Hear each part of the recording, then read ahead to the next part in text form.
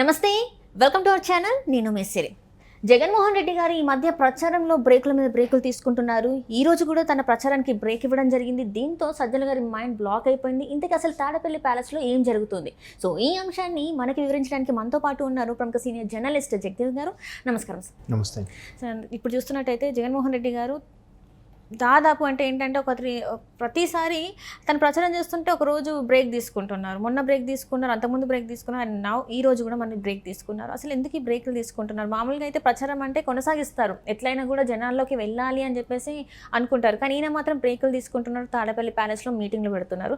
So అసలు దీని వెనకాల కథ ఏంటి? గడిచిన 10 రోజుల్లో మూడు బ్రేకులు తీసుకున్నారు. ఒకసారి నేషనల్ మీడియాకి ఇంటర్వ్యూ ఇచ్చారన్నట్టుగా అనుకున్నారు. ఇంకోసారి మరి ఎందుకో తెలియదు. ఈసారి కూడా మూడోసారి ఇది ఎందుకనంటే పోలింగ్ బూతుల దగ్గర ఎటువంటి స్ట్రాటజీ ప్లే చేయాలి, ఓటర్ని ఎలా ఆకట్టుకోవాలి, అంటే పోలింగ్ మేనేజ్మెంట్ అంటారు దాన్ని. ఆ పోలింగ్ టైంలో ఉండాల్సిన మేనేజ్మెంట్ చేయాల్సిన కర్తవ్యం ఏంటి అనేది దాని మీద కీలకమైన నాయకులతో చర్చించి ఎలా రీచ్ అవ్వాలి, ఎలా చేయాలి, ఎవరి స్ట్రాటజీ వాళ్ళకు ఉంటుందిగా. కొంతమంది గిఫ్ట్ల రూపంలో ఇస్తారు, ఇవాళ రేపు అందరూ ఓపెన్ సీక్రెట్, అది అందరూ పంచుతా అంటారు, రకరకాలుగా వార్తలు వినిపిస్తాయి. అయితే గత కొద్ది రోజులుగా జగన్మోహన్ రెడ్డి గారు కొంచెం నిర్వేదంతో మాట్లాడుతున్నట్టుగా అనిపించింది. ఎట్లా అంటే డబ్బులు కూడా లేవు నా దగ్గర, ఓటికి నోట్. ఎస్, అదే చెప్పబోతున్నాను. ఆ నిర్వేదంలో అంటే అనిపించింది అన్న మాటలు ఎందుకంటే, మీరు నేషనల్ మీడియాకి ఇచ్చిన ఇంటర్వ్యూలో కూడా చూస్తే జనరల్గా ఎప్పుడు ఎన్ని హడ్డుల్స్ ఉన్నా, ఎన్ని సమస్యలు ఉన్నా కూడా ఆయన చిన్న స్మైల్తోనే ఇట్లాగే ఉంటారు, నమస్కారం అభివాదం చేస్తూ ఉంటారు. బట్ నేషనల్ మీడియాకి ఇచ్చిన ఇంటర్వ్యూలో చూస్తే ముఖం అంతా కూడా జిడ్డుగా ఉంది. ఎందుకో అంత గ్లో అనిపించలేదు నాకు. నేను ఇంతకుముందు కూడా చెప్పాను ఒక సబ్జెక్ట్లో. తర్వాత ప్రధానికి కూడా ఏదో మాట వరుసకి చెప్పాలి అన్నట్టుగా ఆన్సర్ చెప్పారే తప్ప ఈ కొన్నిటికి సరిగ్గా ఆన్సర్ కూడా ఇవ్వలే. అదొకటి.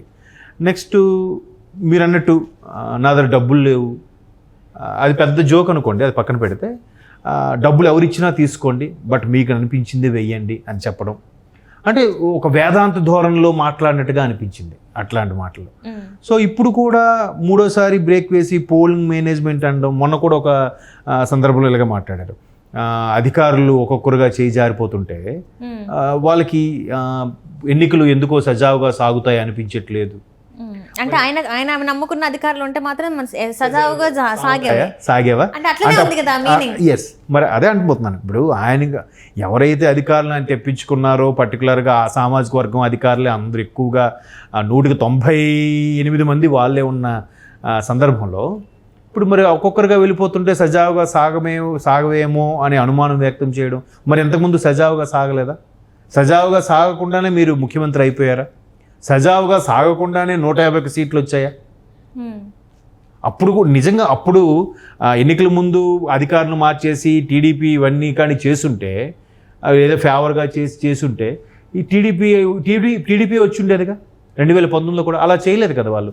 ప్రజల ఓట్లు ఎవరికి గెలిపిస్తే వాళ్ళకే అనుకుని వెళ్ళారు, ఎవరి ప్రయత్నం వాళ్ళు చేశారు. దట్టు ఏ రాజకీయ నాయకులైనా, దట్టు కీలకమైన బాధ్యతలో ఉన్నవాళ్ళు ఇంకా రేపు ఎల్లుండి పోలింగ్ అంటే ఈరోజు సాయంత్రం వరకు ఉంటుంది, అంటే 13 పోలింగ్ అంటే 11 సాయంత్రం వరకు ఉంటుంది.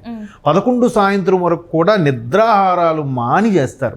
ఇప్పుడు ఏదైతే మూడోసారి బ్రేక్ ఇచ్చారో ఇంత కీ పొజిషన్లో పోలింగ్ మేనేజ్మెంట్ కోసం, అలాగే పోలింగ్ డేట్ రోజు ఏవి తీసుకోవాల్సిన జాగ్రత్తల కోసం కీలకమైన నాయకులతో చర్చించేలా ఉంది అని తాడేపల్లి ప్యాలెస్లో ఉండే శ్రేణులు మాట్లాడుకునే టాపిక్ ఇది.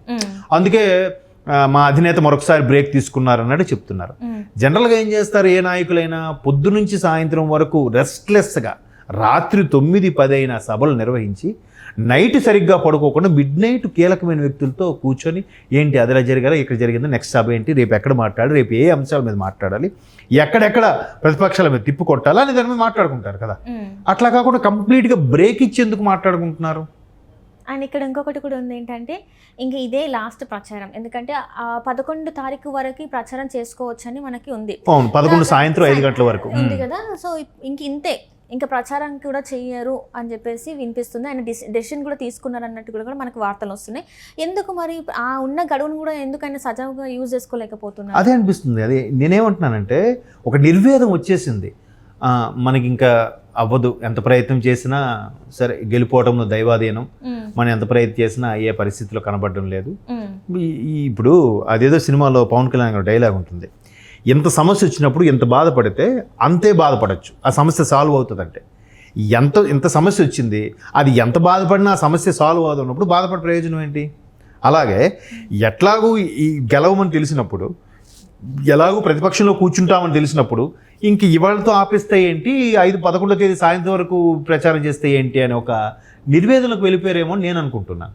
అదే ఇప్పుడు చాలామంది, ఇప్పుడు నిన్న కూడా ఒక పెద్ద మనిషి మాట్లాడుతూ, ఆయన ఏంటండి ఏడుపు ఒకటే తక్కువ అట్లా మాట్లాడారు ఏంటంటే, నేను ఆశ్చర్యంగా అడిగాను, అక్కడ నిజంగా ఏడ్చారంటే, కాదు సార్ ఆ మాటల్లో అలా అనిపించిందండి అని. అంటే సామాన్యులకి అర్థమైపోయింది. ఇప్పుడు face is the index of the mind అంటారు, అంతే కదమ్మా. ముఖం అనేది మొత్తం మన ఆలోచన విధానం యొక్క విషయ సూచిక, ఏమ రైట్?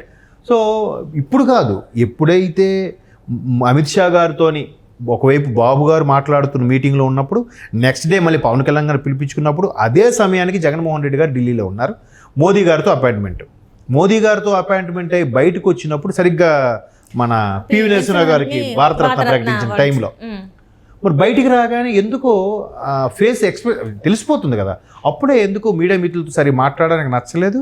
వెనక కూడా రెగ్యులర్గా ఒకరిద్దరు ఉన్నారు తప్ప ఎప్పుడూ ఉండే ఎంపీలు కూడా ఎవరు లేరు ఆయన అక్కడ ఉండే సమయానికి.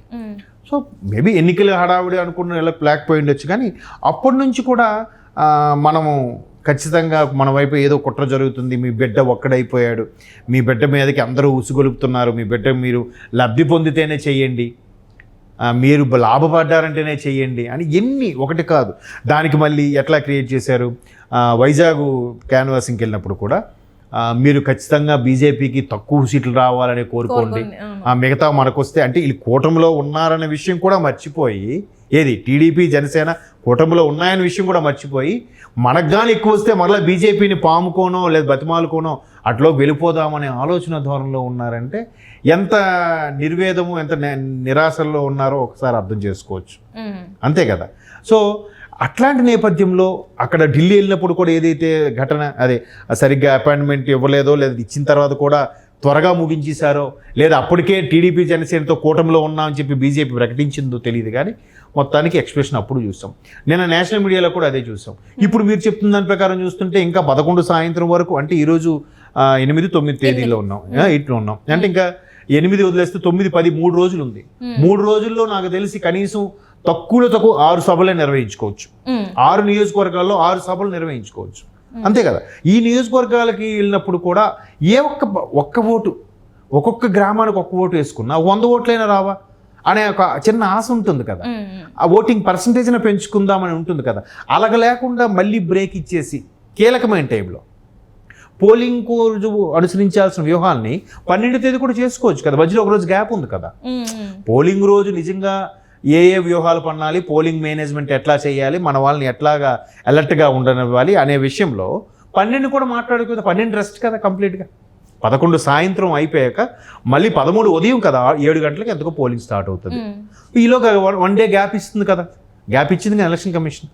ఆలోగా అప్పుడు వ్యూహరచన చేసుకోవచ్చు కదా, ఎందుకు ముందే? దీంట్లో రకరకాల, మీరు అన్నట్టు ఒక విధంగా నిరాశలోకి వెళ్ళిపోయి ఇలా మాట్లాడుతున్నారా, లేదు ఇంకా కొత్త రకం వ్యూహాలు ఏమైనా పన్నుతున్నారా చెప్పలేము. ఇప్పుడు ప్రశాంత్ కిషోర్ తన సైడ్ ఉన్న తన నియోజకవర్గమే కావచ్చు, అంటే ఏదైతే రెడ్డి సామాజిక వర్గం ఉందో వాళ్ళందరూ ఒక్కొక్కరుగా దూరం అయిపోవడం, తనకు బలం అనుకున్న కొంతమంది పార్టీ నుంచి బయటికి రావడం, పక్క పార్టీలకు వెళ్ళడం. సో ఇప్పుడు యార్లగడ్డ గారు కూడా బీజేపీకి మద్దతు పలకడం చూసాం మనం. సో ఇవన్నీ కూడా చూస్తుంటే ఇంకా ఆయన రోజుకి ఇంకా వీక్ అయిపోతున్నారేమో, అందుకే ఇవన్నీ. సొంత చెల్లెలే కాంగ్రెస్లోకి వెళ్ళిపోయారు, తల్లి ఎటు మాట్లాడలేక ఎటు చెప్పలేక ఆవిడ అవుట్ ఆఫ్ కంట్రీ, ఇంకేం మాట్లాడతారు చెప్పండి. చాలామంది చేస్తున్నారంటే మేబీ ఇతని దగ్గర భయం కొద్దీ, ఇతని మీద గౌరవం కొద్దీ, మీరు అన్నట్టు పర్టికులర్ సామాజిక వర్గం మీద ఉండే అభిమానం కొద్దీ చేస్తున్నారేమో, కానీ వాళ్ళకు కూడా పూర్తి స్థాయిలో కొంత తెలిసిపోయి ఉండొచ్చు. సో ఈయన కూడా ఈ విధంగా ఉండడం అనేది కూడా వాళ్ళకి కొంచెం, అంతే కదా, అధినేత స్ట్రాంగ్. ఇప్పుడు ఓడిపోతామని తెలిసినా కూడా లాస్ట్ వరకు రన్ తీస్తూనే ఉండాలి మ్యాచ్లో. అలా కాకుండా ముందే ఇంకా 6 బాల్లో 36 అంటే బాల్కి 6 కొట్టాలి, 6 బాల్ 40 కొట్టాలంటే కష్టం. కానీ 6వ బాల్ వరకు కూడా ఆడాలి. ఏమి ఈలో వైడ్ పడితే, ఈలో నో బాల్ పడితే ఆడుతారు. అంతేగాని లాస్ట్ ఓవర్ ఉండగా ఇంక 40 కొట్టాలా, 6 6లు కొట్టినా గెలవు, సర్లే వదిలే అని చెప్పి వెనక్కి వెళ్ళిపోరు కదా. బట్ వీళ్ళు వెళ్ళిపోతున్నారంటే అర్థం ఏంటి? వీళ్ళు ఒప్పుకున్నట్టు కదా, ఇండైరెక్ట్ గా ఒప్పుకున్నట్టే కదా. అది అంటే ఇందులో కూడా మళ్ళీ అలాగని తక్కువ అంచనా వేయలేదు ఆయన్ని, జగన్మోహన్ రెడ్డిని. చాలా వ్యూహాలు ఉండొచ్చు. ఎందుకంటే కోడికత్తి వ్యవహారమే తీసుకోండి, లేదంటే ఇప్పుడు వివేకానంద గారి హత్య విషయంలో కూడా చాలా ఆరోపణలు ఎదుర్కొంటున్నారు. బట్ వాటన్నిటికి కూడా చాలా చాకచక్యంగా లౌక్యంగా తిప్పికొడుతున్నారు కదా. అంటే మాకేం కాదులే, అది మేము కాదులే అన్నట్టుగా అనుకుంటున్నారు. కానీ వివేకం సినిమా రిలీజ్ అయిన తర్వాత పూర్తి స్థాయిలో అందరికీ తెలిసింది. అంతవరకు కొంతవరకు పేపర్లోను టీవీలో వచ్చే కథనాల వరకే తెలిసింది. వివేకం సినిమా వచ్చిన తర్వాత చాలామందికి కూడా కనువిప్పు కలిగింది. సో ఇంకా మేబీ అందుకు అలాగ డల్ అయిపోయారేమో నేను అనుకుంటున్నాను. Right, thank you so much. Thank you.